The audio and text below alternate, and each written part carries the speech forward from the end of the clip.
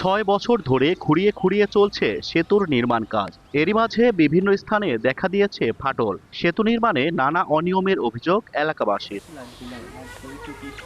এ চিত্র পাবনার ঈশ্বরদী উপজেলার চরকরুলিয়া গণিরঘাট এলাকায়। দুই পাশের ১০টি গ্রামের প্রায় ৪০,০০০ মানুষের দুর্ভোগ কমাতে ২০২১ সালের ১১ এপ্রিল ৭,৪,১৩,৭৪৯ টাকা ব্যয়ে শুরু হয় সেতুটির নির্মাণ কাজ।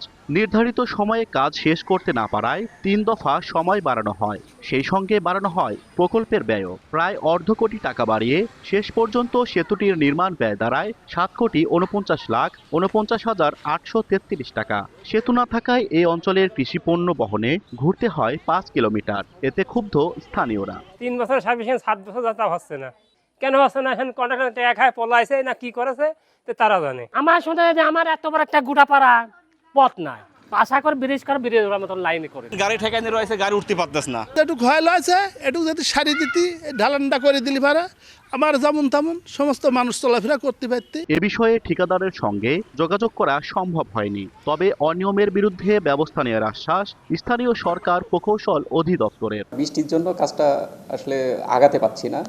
আশা করছি বৃষ্টি একটু যদি কমে যায় আমরা ব্রিজের এই পাশের অ্যাপ্রোচটাও আমরা শেষ করতে পারবো।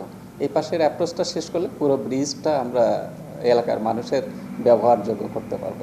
সেতুটি নির্মাণ করছে যশোরের ঠিকাদারি প্রতিষ্ঠান ICL প্রাইভেট লিমিটেড।